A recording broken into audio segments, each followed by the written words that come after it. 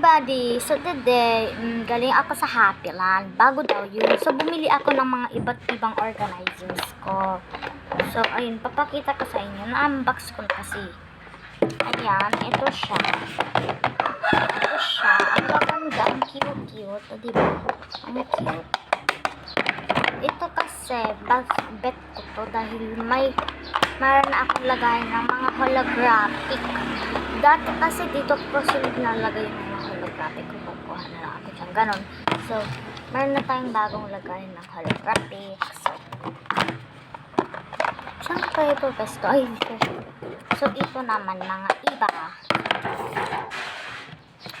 Tapos mo lang yan. So, ito naman, baka ito lagay ng sleeves ko. Kasi, ayan. OMG, ang perfect. Ay, puto, dyan ko nilagay. Ano kaya lagay mo? Ay, dito na lang.